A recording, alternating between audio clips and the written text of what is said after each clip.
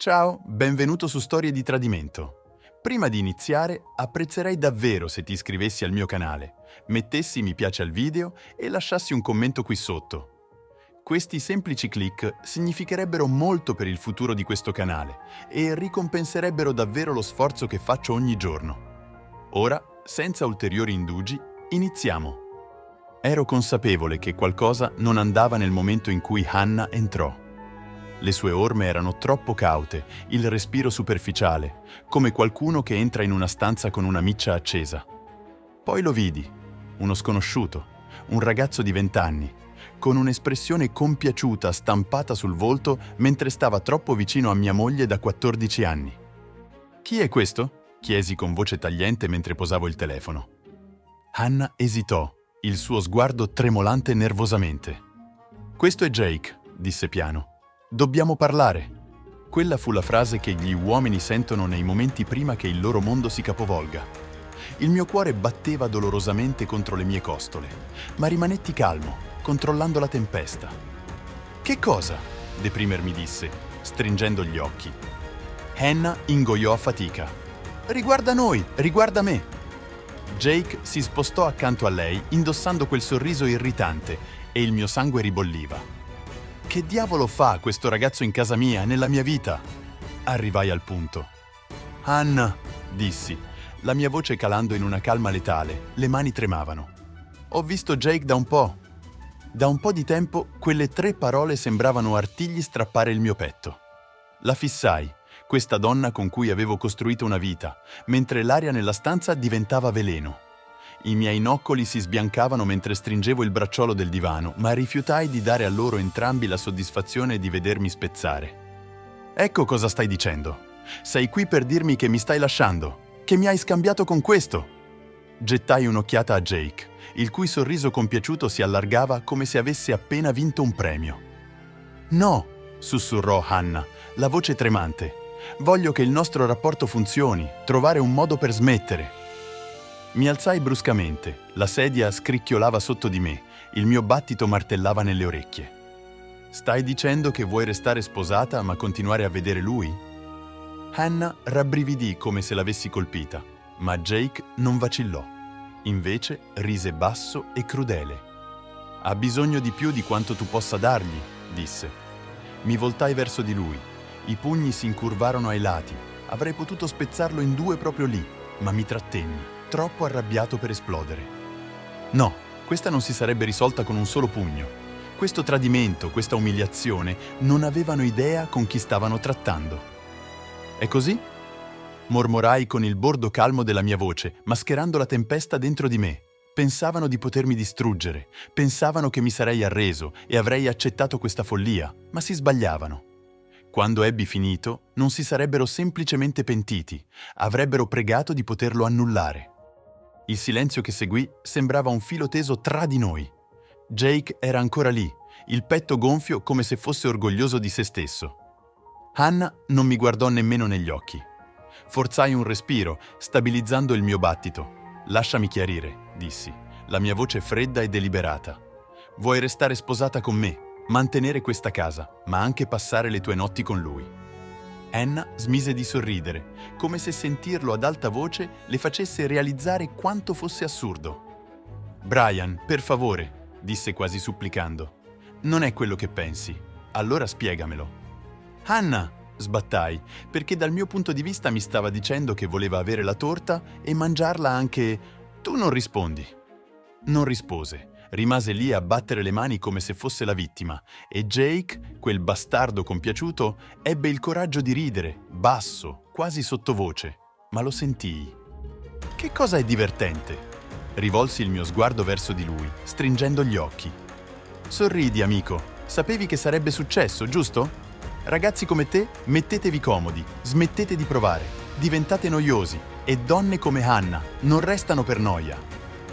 Scoccò una scintilla di furia nel mio petto, le dita tizzavano ai lati, bramando di togliere quel sorriso compiaciuto dal suo volto, ma non lo feci, non ancora. Ero più intelligente di così. Invece, sorrisi. «Pensi di essere speciale, eh?» chiesi piano. Pensi di essere il primo ragazzo ad arrivare con un six-pack e un sorriso compiaciuto, come se fossi in qualche modo migliore di me? Il suo sorriso vacillò leggermente. Non credo di sì, disse cercando di sembrare sicuro. Lo so, Hannah, risposi. Hannah si interpose tra di noi, la sua voce incrinata dal panico. Fermatevi, entrambi, questo non aiuta. Ignorai le sue parole. I miei occhi si fissarono nei suoi. Vedevo le crepe nel suo balzo di fronte. Anche se piccole, non era pronta per questo. Pensava che fossi un idiota, che sarei crollato come una casa di carte. Ma Jake non mi conosceva, non sapeva di cosa ero capace. Mi voltai verso Hannah, la mia espressione calma, quasi serena. «Da quanto tempo, Hannah?» le chiesi. Strizzò le palpebre, sorpresa dal cambiamento del mio tono. «Da quanto tempo sta succedendo?» ripetei a voce bassa ma intrisa di gelo. Esitò, guardando nervosamente Jake. 6 mesi, rispose. 6 mesi, mezzo anno. La donna che amavo, la donna di cui mi fidavo, ha stato furtivamente dietro le mie spalle, condividendo il mio letto di notte mentre passava le sue giornate con lui. Sentii qualcosa torcersi nel mio petto, duro e acuto, ma non lo mostrai. «È tutto quello che chiede?» dissi amaramente. 6 mesi. E ora sei pronta a gettare via la nostra vita per questo? Non sto gettando via nulla, gridò, la sua voce disperata ora. Sto cercando di trovare un equilibrio. Ti amo, Brian, ma ho bisogno di più. Ripetetti con una risata amara. Intendi lui? Disse, nulla. La stanza sembrava troppo piccola, troppo calda. Dovevo uscire prima di fare qualcosa di cui mi sarei pentito, ma non perché fossi debole, no, perché stavo pianificando. Mi voltai verso Jake e questa volta non nascosi il mio disprezzo. «Pensi di aver vinto, vero?» chiesi dolcemente. Lui non rispose, ma vedevo ancora l'arroganza bruciare nei suoi occhi. «Goditi finché dura», gli dissi, «perché quando tutto questo sarà finito ti pentirai di averla mai incontrata». «È una minaccia?» rispose cercando di sembrare duro. Sorrisi di nuovo, ma non era amichevole. «No», dissi piano, «è una promessa». Con ciò presi le chiavi, superai entrambi e uscii dalla porta. Pensavano di avermi sconfitto, che mi sarei rintanato con la coda tra le gambe, ma non avevano idea di cosa stava per arrivare, perché non avevo ancora finito. Non era solo tradimento, era guerra. Il viaggio sembrava infinito, anche se non stavo andando da nessuna parte in particolare. La mia mente ripeteva la scena ancora e ancora. La voce tremolante di Hannah, il volto compiaciuto di Jake e quelle parole «Ho bisogno di più». Stringetti più forte il volante, i miei noccoli pallidi contro la pelle dell'usato volante. La mia intera vita, 14 anni di matrimonio, sacrifici, fiducia, erano stati ridotti a un'infedele relazione di 6 mesi con un ragazzo che probabilmente pensava che costruire una vita significasse dividere l'affitto con un coinquilino. Non potevo tornare a casa ancora. Invece guidai verso una piccola trattoria ai margini della città. Avevo bisogno di caffè, avevo bisogno di pensare. Mi sedetti in una cabina, fissando il vapore turbinante che saliva dalla tazza scheggiata davanti a me. Fuori dalla finestra, il mondo continuava come se nulla fosse successo, ma dentro di me una tempesta infuriava. Non era qualcosa da cui potevo semplicemente andare avanti, no. Hannah e Jake avevano scavato le loro tombe nel momento in cui decisero di prendermi per un pazzo. Ero sempre stato un uomo paziente, ma c'è una differenza tra pazienza e debolezza. Avevano scambiato la mia calma per resa, grande errore. Mentre sorseggiavo il caffè amaro, un piano iniziò a formarsi nella mia mente. Primo passo. Fingere di essere stupido, lasciarli pensare che stessi allontanandomi, far credere che fossi stato sconfitto. Le persone troppo a proprio agio sbagliano sempre. Secondo passo, raccogliere informazioni. Se Hannah pensava che mi sarei rassegnato, non mi conosceva affatto. Dovevano sapere tutto, dove si incontravano, cosa avevano pianificato e quali leve potevo usare. Terzo passo, infliggere il colpo, un colpo che non si sarebbero mai aspettati. Un piccolo sorriso si incurvò sulle mie labbra mentre posavo la tazza. «Oh, ti darò di più», pensai amaramente. «Più dolore, più rimpianto, più conseguenze di quanto avresti mai immaginato». La mattina seguente avevo messo su la mia maschera. Tornai a casa come se nulla fosse successo. Hannah era seduta al tavolo della cucina, stringendo una tazza di tè. Sembrava che non avesse dormito, il viso pallido e gli occhi arrossati. «Brian», iniziò quando mi vide, la sua voce morbida. Alzai una mano. «Non voglio litigare, Hannah», sbadigliò sorpresa. «No», dissi calmo, prendendo posto di fronte a lei. «Ho avuto un po' di tempo per pensare. Se questo è quello che ti serve, forse possiamo trovare una soluzione». Le sue labbra si aprirono leggermente e vidi il sollievo lavarsi su di lei. Questo è il problema con i traditori. Cercano sempre la via più facile, non si aspettano mai che ti rialzi dopo che ti hanno buttato giù. Sapevo che avresti capito, sospirò, allungando la mano verso la mia. Le lasciai prendere la mano, anche se il suo tocco ora sembrava estraneo. «Ti amo, Brian. Ho solo bisogno di tempo per crescere». Annuì lentamente, mordendo indietro la bile che saliva nella gola. «Lo capisco», dissi. «Forse possiamo trovare una soluzione». E proprio così, il senso di colpa di Hannah iniziò a evaporare, sostituito da quella nauseante speranza che le cose potessero tornare alla normalità. Ma non ci sarebbe stata nessuna normalità. Jake era il prossimo. Nella settimana seguente mi comportai come il marito più comprensivo del mondo. Andai al lavoro come al solito, finsi di essere distante ma accettante a casa, lasciando che Hannah pensasse di avere il controllo. Nel frattempo, osservavo, ascoltavo, aspettavo. Si scoprì che Jake non era così attento come pensava. Aveva una routine: palestra al mattino, lavoro in un'officina locale durante il giorno, bevute con gli amici il venerdì. Hannah, sempre la moglie devota, si intrufolava per incontrarlo mentre io presumibilmente ero al lavoro. Tenevo sotto controllo tutto. Sapevo dove si incontravano, quanto tempo stavano insieme, il momento esatto in cui Hannah entrava in casa di notte, combattendo l'esaurimento come se avesse avuto una lunga giornata a fare commissioni. Quello che non sapeva era che avevo assunto un investigatore privato, qualcuno di discreto e meticoloso. In pochi giorni avevo foto, messaggi, ricevute, tutto. Una notte tardi, seduto nel mio ufficio, sfogliavo le prove mentre la rabbia ribolliva sotto la superficie. Foto di Hannah e Jake che ridevano insieme in un caffè, una ricevuta d'albergo con il suo nome, messaggi di testo così espliciti che mi facevano rabbrividire. Questo non era solo infedeltà, era beffa. Posai il fascicolo, la mano ferma. Era tempo. La prima parte del piano era semplice: dividere e conquistare. Iniziai con Jake. Aspettai fino a una notte di venerdì, quando sapevo esattamente dove sarebbe stato. Il bar era un locale malfamato, debolmente illuminato, pieno di fumo e un mormorio basso di voci. Lo trovai facilmente, circondato da un gruppo di amici altrettanto arroganti. Stava intrattenendo, ridendo troppo forte e bevendo a sorsi come se avesse il mondo ai suoi piedi. Mi avvicinai al tavolo, la mia presenza tagliava attraverso le loro risate come una lama. «Jake!» alzò lo sguardo, sorpreso all'inizio, ma si riprese rapidamente. «Oh, guarda chi c'è!» disse, appoggiandosi indietro nella sedia. «Sei qui per unirti a noi, vecchio?» Non sorrisi. «Dobbiamo parlare», disse. I suoi amici lo incitarono. «Oh, guai in paradiso!» Uno di loro beffeggiò. Jake sorrise esagerando. Sì, andiamo», disse, spingendo indietro la sedia. «Sarà veloce». Uscimmo nel vicolo dietro il bar, l'aria fresca e tagliente. Si voltò verso di me, l'espressione compiaciuta come sempre. «Cosa vuoi, Brian?» «Voglio che ascolti», dissi piano. Girò gli occhi.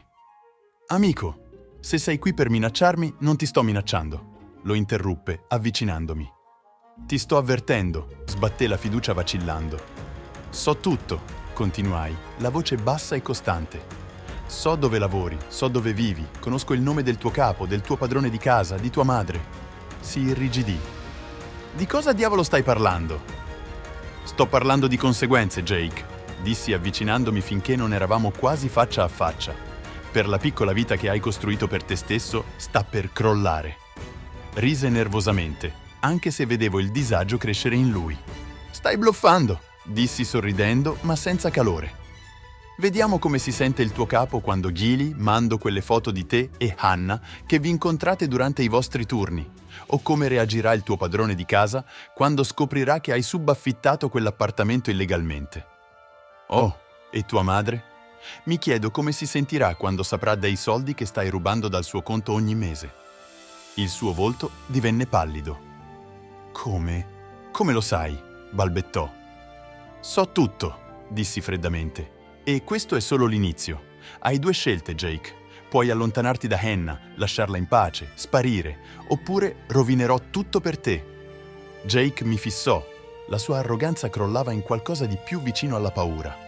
Potevo vederlo nei suoi occhi, il barlume di dubbio, la realizzazione di essere fuori partita.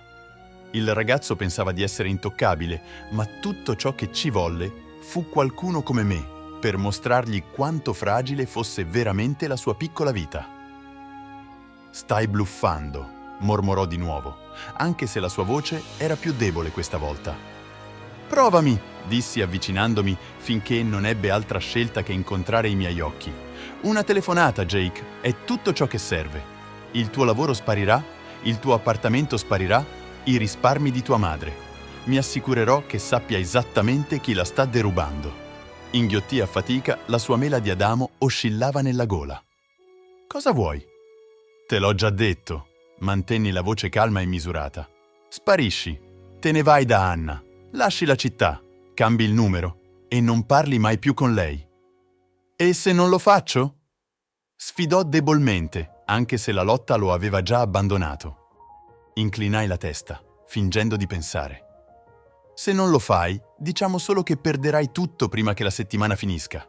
E quando sarai seduto lì con niente ma rimpianti, saprai esattamente chi te l'ha fatto». Il suo respiro affannato e per la prima volta quella notte lo vedevo piccolo. «Sei pazzo», borbottò. «Pazzo, io?» Lasciai uscire una risata amara. «No, Jake, sono un uomo senza nulla da perdere. Faresti bene a ricordarlo». Non disse un'altra parola. Rimase lì con le mani chiuse a pugno ai lati, lo sguardo che cercava una via di fuga. Finalmente annuì quasi impercettibilmente. «Buona scelta», dissi piano, ritirandomi. «Non farmi cambiare idea». Lo lasciai lì nel vicolo, la sua fiducia distrutta. Non sarebbe stato più un problema. Una volta tornato a casa quella notte, Hannah mi aspettava nel soggiorno. Alzò lo sguardo quando entrai, l'espressione ansiosa, ma era seduta lì da ore ripetendo cosa dire. «Dove eri?» chiese cercando di mantenere la voce casuale. Risposi semplicemente scrollando la giacca e appoggiandola alla porta. Fisse contrariata, spostandosi sulla sedia. «Sei stato diverso ultimamente». «Avete voi?» dissi, alzando un sopracciglio mentre mi voltavo verso di lei. Mi studiò attentamente, gli occhi stringendosi come se stesse cercando di capirmi. «Non sei più arrabbiato, non stai urlando o facendo domande, sei solo silenzioso. È un problema». Esitò, colta alla sprovvista dalla mia calma. «No, io non so cosa pensare», risposi sorridendo debolmente, anche se non raggiungeva i miei occhi. «Non preoccuparti, Hannah, ti sto dando lo spazio che hai chiesto». Annuì lentamente, anche se potevo dire che non era convinta. Volevo che fosse fuori equilibrio, incerta di cosa stessi pensando, che si chiedesse, che si preoccupasse. Mi versai un drink e salii le scale senza un'altra parola. D'ora in poi, ogni mossa che avrei fatto sarebbe stata deliberata. Avrei smantellato il suo mondo pezzo dopo pezzo, lentamente, con cura, finché non ne sarebbe rimasto nulla. Non aveva idea di cosa stesse per arrivare. I giorni successivi furono tutti dedicati a preparare il terreno. Interpretai il ruolo del marito comprensivo alla perfezione, comportandomi solo abbastanza distante da farle credere che stessi elaborando tutto. Nel frattempo mettevo in moto il mio piano. Iniziai con il lavoro. Hannah lavorava in un'azienda di marketing di medio livello, una in cui era stata per anni. Avevo sempre supportato la sua carriera, ma sapevo anche quanto dipendesse dalla sua reputazione. Non servì molto scavare per trovare ciò di cui avevo bisogno. Una serie di piccole spese dubbie addebitate alla carta aziendale, piccole cose che probabilmente avrebbe assunto nessuno notasse. Una rapida email inviata in modo anonimo al suo capo fu tutto ciò che servì. Le conseguenze furono rapide. Tornò a casa 3 giorni dopo. il viso pallido, le mani tremanti mentre lasciava cadere la borsa sul tavolo. «Mi hanno sospeso», disse piano, la voce appena sopra un sussurro. Alzai lo sguardo dal divano, combattendo la sorpresa. «Sospeso? Perché?» «Stanno verificando le mie spese», balbettò, camminando avanti e indietro. «Non capisco, non ho mai fatto nulla di sbagliato. Forse è solo un errore», dissi calmo, nascondendo la soddisfazione che bullava dentro di me. «Sono sicuro che lo capiranno». Guardò come se volesse che io lo sistemassi, che la rassicurassi che tutto sarebbe andato bene, ma non lo feci. L'unico che vedevo era lei che crollava, un pezzo giù. Il prossimo pezzo fu il suo circolo sociale. Negli anni, Hannah aveva costruito un gruppo di amiche, donne con cui andava allo yoga, pranzavano con amici che fingevano di preoccuparsi ma prosperavano sul pettegolezzo. Le diedi esattamente ciò che volevano. Iniziai con qualche voce ben piazzata, sottile all'inizio, cose che lasciavo sfuggire durante conversazioni casuali con amici in comune, come Hannah fosse stata distante ultimamente, come sembrasse trascorrere molto tempo con qualcuno di nuovo.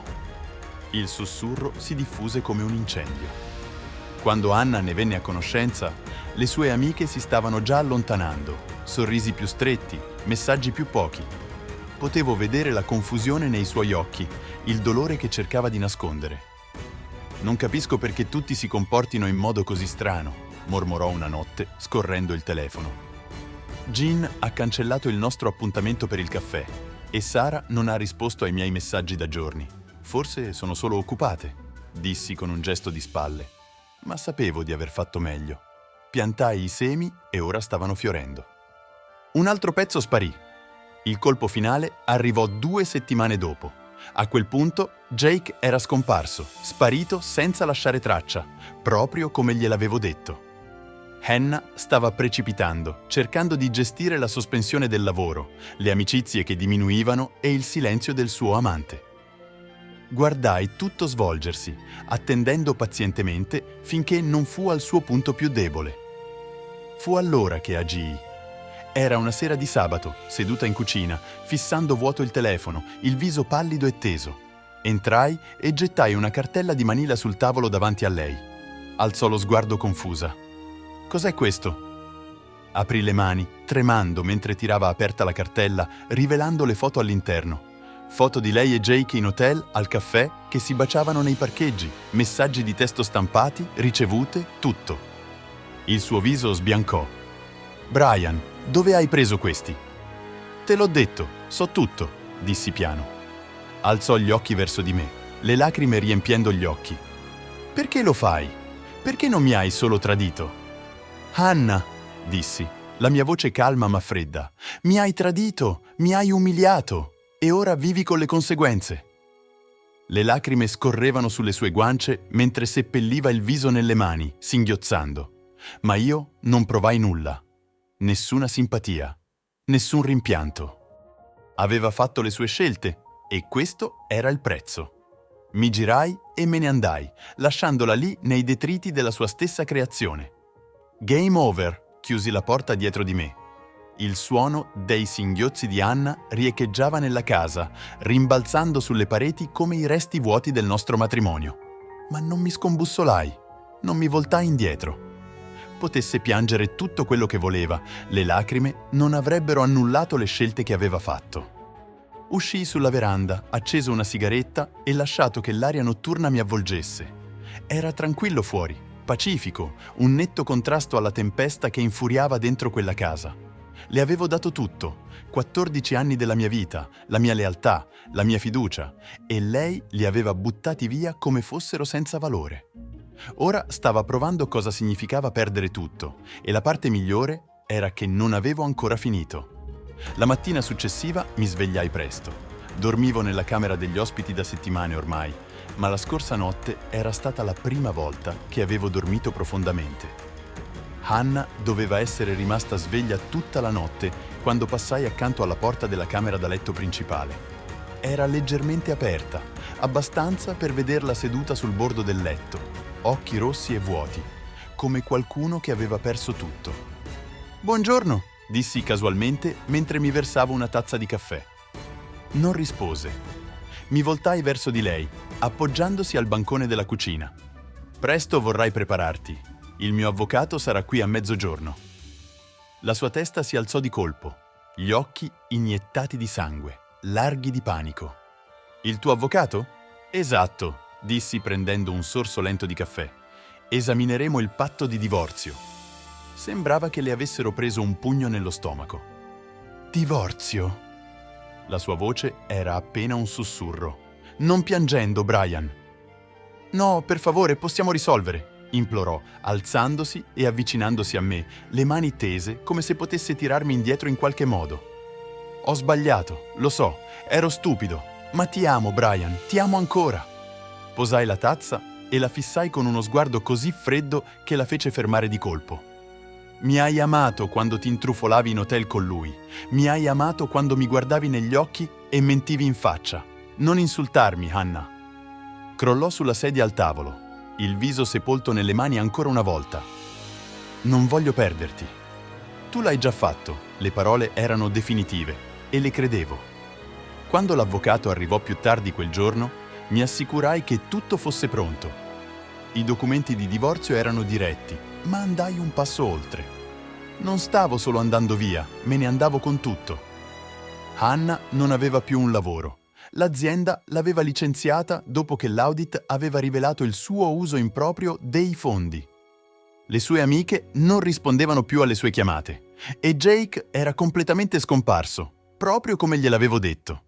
Era sola, disoccupata e di fronte alla realtà di perdere la vita che avevo costruito per entrambi. L'avvocato spiegò i termini. Io avrei mantenuto la casa, le auto, lei se ne sarebbe andata con solo i suoi vestiti e un conto in banca che non sarebbe durato più di qualche mese. Hannah non litigò, rimase seduta lì, fissando vuotamente i documenti davanti a lei, mentre le lacrime cadevano sul tavolo. Pensavo che avrebbe potuto discutere o urlare o cercare di colpevolizzarmi per cambiare idea, ma non lo fece. Non li firmò, dissi piano, spingendo la penna verso di lei. La sua mano tremava mentre la prendeva e firmava il suo nome. Con ogni tratto della penna, la donna che avevo amato divenne nulla più di un ricordo lontano. Quando fu finita, mi alzai, presi i documenti e annuii all'avvocato. Abbiamo finito qui! E non dissi un'altra parola mentre uscivo dalla porta. Le settimane successive furono tranquille, pacifiche. La casa sembrava diversa senza di lei, più pulita, più leggera, come se il peso del suo tradimento fosse finalmente stato sollevato. Trascorsi le mie giornate concentrandomi sul lavoro, ricostruendo le parti della mia vita che contavano. Non sentii molto di Hannah dopo. Un amico in comune accennò che stava vivendo con una cugina in un appartamento angusto dall'altra parte della città, cercando lavoro ma non trovando nulla. E Jake? Beh, non era completamente sparito. Poche settimane dopo la nostra conversazione, sentii tramite il pettegolezzo che era stato licenziato dal suo lavoro e sfrattato dal suo appartamento. La voce si diffuse che doveva soldi alla gente e, quando qualcuno andò a cercarlo, era già sparito, probabilmente in fuga dal suo stesso casino. Una notte di luglio, circa 2 mesi dopo, ero seduto sul retro della veranda con un bicchiere di whisky in mano, guardando il sole tramontare all'orizzonte. L'aria era fresca, il cielo tingendosi di arancione e viola. Pensai a tutto ciò che era successo, le bugie, il tradimento, la vendetta. Per la prima volta in tanto tempo mi sentii in pace. Il telefono vibrò accanto a me. Lo presi e dirogliai lo schermo. Era un messaggio da Linda. Pensando a te stasera, cena domani? Un piccolo sorriso tirò giù l'angolo delle mie labbra. Certo, risposi, mettendo giù il telefono e prendendo un altro sorso di whisky. Forse questo era l'inizio di qualcosa di nuovo, qualcosa di meglio. Hannah e Jake avevano cercato di distruggermi, di umiliarmi, di prendere tutto ciò per cui avevo lavorato, ma alla fine me ne ero andato più forte, mentre loro erano rimasti a raccogliere i pezzi della loro stessa distruzione. A volte la karma ha solo bisogno di una piccola spinta e io ero più che felice di darle una. Hai mai affrontato una situazione simile nella tua vita? Raccontacelo nei commenti qui sotto e non dimenticare di mettere un like se ti è piaciuta la storia. Iscriviti al nostro canale per non perdere altri racconti emozionanti come questo.